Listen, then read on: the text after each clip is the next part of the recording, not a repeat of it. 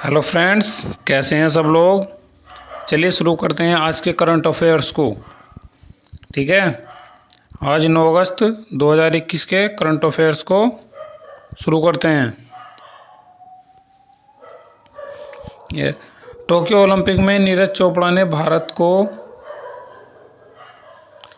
121 साल में पहली बार एथलेटिक्स में जो पदक दिलाया है वो है हमारा स्वर्ण पदक। कौन सा पदक है हमारा?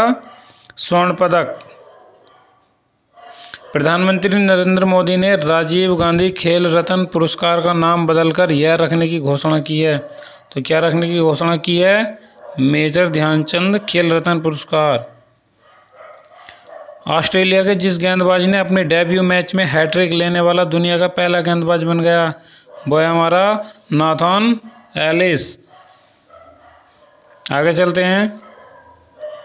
राष्ट्रीय हथकरघा दिवस नेशनल हैंडलूम डे जिस दिन मनाया जाता है वो है हमारा 7 अगस्त को।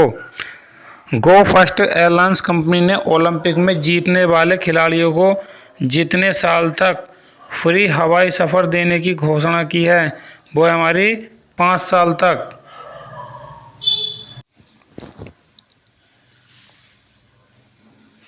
केंद्र सरकार ने कैबिनेट सचिव राजीव गौबा के कार्यकाल को जितने दिनों के लिए बढ़ा दिया गया है वो है हमारा 1 साल।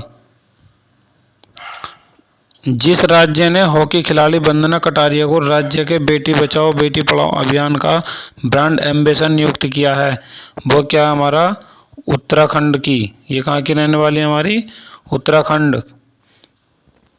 विश्व आदिवासी दिवस जिस दिन मनाया जाता है वो मनाया जाता है हमारा 9 अगस्त को। भारत में कौशल विकास को बढ़ावा देने के लिए प्रधानमंत्री दक्ष पोर्टल और मोबाइल ऐप का शुभारंभ। केंद्रीय सामाजिक न्याय और अधिकारिता मंत्री डॉक्टर वीरेंद्र कुमार ने 7 अगस्त 2021 को कौशल विकास योजनाओं को लक्षित समूह के लिए सुलभ बनाने के लिए प्रधानमंत्री दक्ष पोर्टल और प्रधानमंत्री दक्ष मोबाइल ऐप लॉन्च किया है। कौन से 2 ऐप लॉन्च किए हैं हमारे? एक तो प्रधानमंत्री दक्ष पोर्टल और दूसरा प्रधानमंत्री दक्ष मोबाइल। ये 2 ऐप लॉन्च किए हैं। इस ऐप को राष्ट्रीय ई गवर्नेंस डिवीजन NEGD के सहयोग से सामाजिक न्याय और अधिकारिता मंत्रालय द्वारा विकसित किया गया है। सामाजिक न्याय एवं अधिकारिता मंत्रालय द्वारा वर्ष 2021-22 से प्रधानमंत्री दक्ष और कुशलता संपन्न हितग्राही प्रधानमंत्री दक्ष योजना लागू की गई है। इसके तहत पात्र लक्ष्य समूहों को अल्पावधि प्रशिक्षण कार्यक्रम, अप स्किलिंग, रीस्किलिंग, उद्यमिता विकास कार्यक्रम और दीर्घकालिक प्रशिक्षण कार्यक्रम के आधार पर कौशल विकास प्रशिक्षण कार्यक्रम किया जाता है। प्रधानमंत्री नरेंद्र मोदी 10 अगस्त को करेंगे उज्ज्वला योजना का उद्घाटन। प्रधानमंत्री नरेंद्र मोदी 10 अगस्त 2021 को वीडियो कॉन्फ्रेंसिंग के जरिए उत्तर प्रदेश के महोबा जिले में नए LPG कनेक्शन सौंपकर उज्ज्वला 2.0 दूसरी योजना कौन सी आई हमारी? उज्ज्वला 2.0 योजना को लॉन्च करेंगे। इसके साथ ही प्रधानमंत्री मोदी उज्ज्वला योजना के द्वितीय चरण की शुरुआत करेंगे। प्रधानमंत्री मोदी उज्ज्वला योजना के लाभार्थियों से बात भी करेंगे।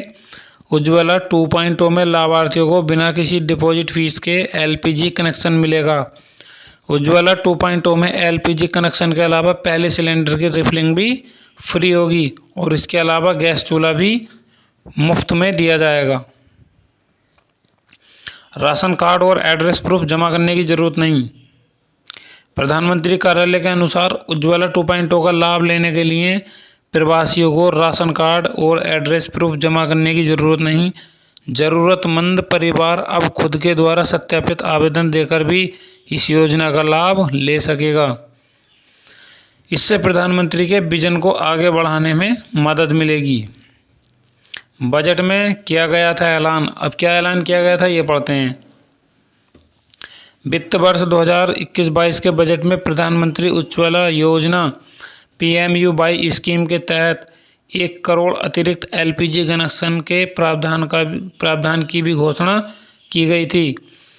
इन 1 करोड़ के अतिरिक्त PMUY कनेक्शन उज्ज्वला 2.0 के तहत का उद्देश्य उन कम आय वाले परिवारों को एलपीजी कनेक्शन मुहैया करवाना है जिन्हें पहले दौर में नहीं मिल सका था।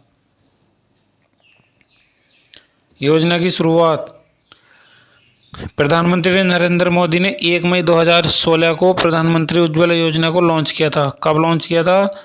1 मई 2016 को प्रधानमंत्री उज्ज्वला योजना। ठीक है।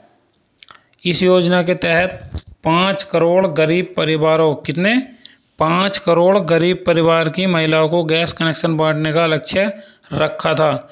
इसके बाद साल 2018 में इस योजना को आगे बढ़ाते हुए 7 और कैटेगरी की महिलाओं को इसका लाभ देना शुरू किया था। ये सब वही है।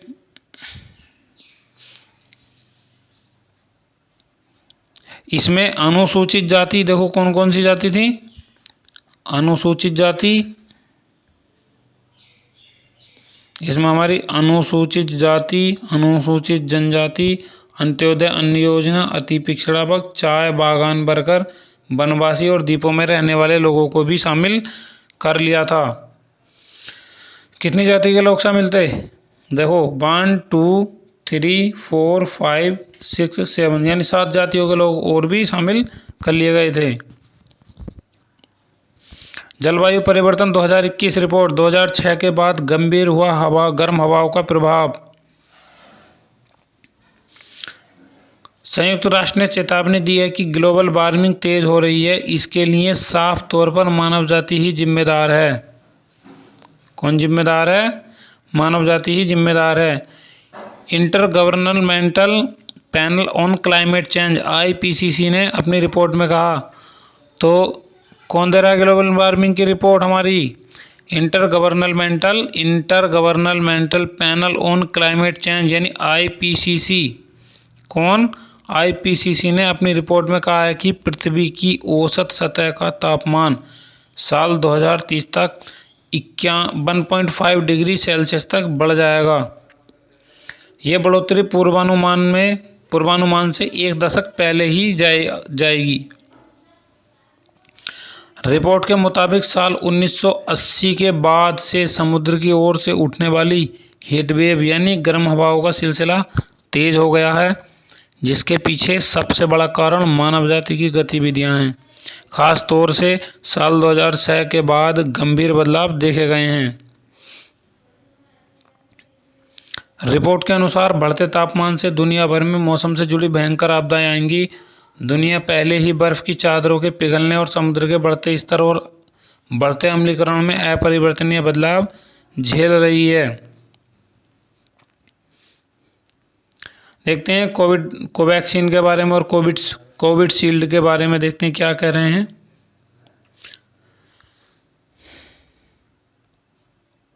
Indian council of medical research के एक अध्ययन से यह पता चला है कि कोवैक्सीन और कोविशील्ड के टीकों के संयोजन से बेहतर सुरक्षा परिणाम मिल सकते हैं। इस अध्ययन के परिणाम ऐसे समय आए हैं जब वैश्विक स्तर पर विभिन्न वैक्सीन्स की खुराक के मिश्रण पर शोध बढ़ रहा है। डेनमार्क के स्टेट सीरम इंस्टीट्यूट ने कहा था कि एस्ट्राजेनेका कोविड-19 वैक्सीन को mRNA वैक्सीन की दूसरी खुराक के साथ या तो मॉडर्ना या फाइजर बायोएनटेक के टीके के संयोजन से अच्छी सुरक्षा मिलती है। देखो ये सड़क बनाई गई है हमारे लद्दाख में, इसके बारे में पढ़ते हैं। BRO ने रचा इतिहास, पूर्वी लद्दाख में किया दुनिया के सबसे ऊंचे स्थान पर सड़क का निर्माण। सीमा सड़क संगठन, क्या बोलते हैं इसको? सीमा सड़क संगठन यानी BRO ने पूर्वी लद्दाख में उमलिंगा दर्रे के पास, अच्छा एक क्वेश्चन और बनता है यहाँ से, जो हमारा उमलिंगा दर्रा है वो हमारा कहाँ पे है? पूर्वी लद्दाख में। कहाँ पर है? पूर्वी लद्दाख में। उमलिंगा दर्रे के पास 19,300 फुट से अधिक की ऊंचाई पर मोटर वाहन चलने योग्य सड़क का निर्माण कर विश्व में एक नया कीर्तिमान स्थापित किया है। उमलिगा दर्रे से होकर गुजरने वाली 52 किलोमीटर लंबी यह सड़क तारकोल से बनाई गई है और इसने, देखो ये बहुत ही याद रखने वाली बात है, इसने बोलीविया की सबसे ऊंची सड़क, तो अब तक जो थी कहाँ की सड़क थी, बोलीविया की सबसे ऊंची सड़क थी। सही है, इसके रिकॉर्ड को तोड़ दिया है।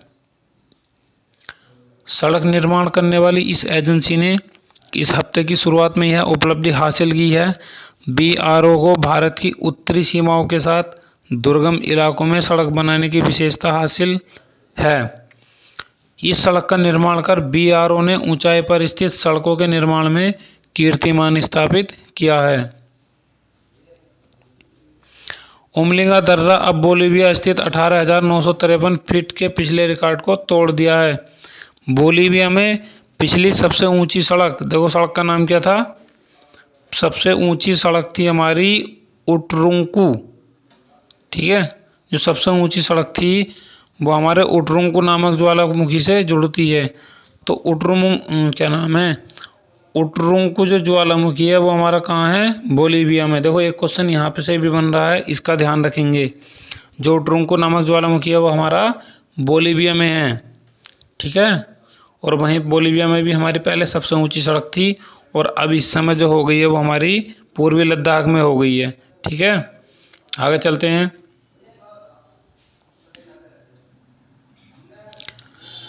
प्रधानमंत्री श्री नरेंद्र मोदी के नेतृत्व में भारत ने स्थापित किया एक और कीर्तिमान। सीमा सड़क संगठन BRO ने लद्दाख में 19,300 फीट की ऊंचाई पर विश्व की सबसे ऊंची मोटर वाहन चलने योग्य सड़क का निर्माण किया। देखो उसी के बारे में पढ़ा था अभी। पहचानो इनको, कौन है, प्रसिद्ध अभिनेता अनुपम श्याम का निधन, जाने इनके बारे में कुछ। देखो ये कौन है, हमारे अनुपम श्याम। ठीक है, ये फिल्मों में काम करते थे, इनका जो है निधन हो गया। पढ़ते हैं इनके बारे में।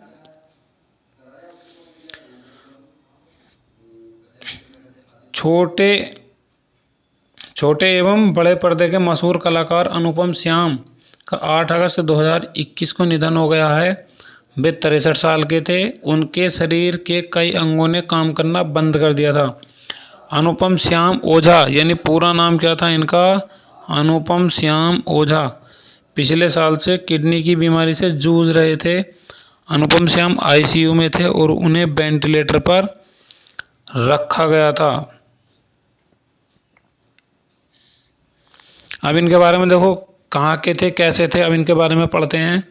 अनुपम श्याम का जन्म 20 सितंबर 1957 में UP के प्रतापगढ़ में हुआ था। प्रतापगढ़ से ही उन्होंने स्कूली शिक्षा पूरी की और लखनऊ के भारतेंदु नाट्य अकादमी से थिएटर की पढ़ाई की। उत्तर प्रदेश के प्रतापगढ़ के रहने वाले अनुपम श्याम ने अपने कैरियर की शुरुआत 1993 में की थी। वे लखनऊ की Bharatendu academy of dramatic arts के पूर्व छात्र रहे हैं। अनुपम श्याम बॉलीवुड की फिल्मों में अभिनय कर चुके हैं। देखो कौन कौन सी फिल्में हमारी, दस्तक, दिल से, लगान, गोलमाल और मुन्ना माइकल जैसी बॉलीवुड फिल्मों का हिस्सा रहे हैं। अनुपम श्याम ने कई फिल्मों में काम किया, लेकिन पहचान उन्हें टेलीविज़न से ही मिली। अनुपम श्याम का फिल्मी सफ़र अंतर्राष्ट्रीय फिल्म से शुरू हुआ था। उन्होंने सबसे पहली फिल्म लिटिल बुद्धा नाम की फिल्म में काम किया था। तो सबसे पहली फिल्म में कौन सी में काम किया था, लिटिल बुद्धा में। सो फ्रेंड्स आज के लिए इतना ही। तो हमारी वीडियो को देखने के बाद लाइक करें और हो सकता है कि चैनल को सब्सक्राइब करें और वीडियो को शेयर करने की कोशिश भी करें, ताकि जो आपके दोस्त वगैरह उन्हें सभी को ये करंट GK की वीडियो प्रोवाइड हो सके। सो थैंक यू फ्रेंड्स, जय हिंद।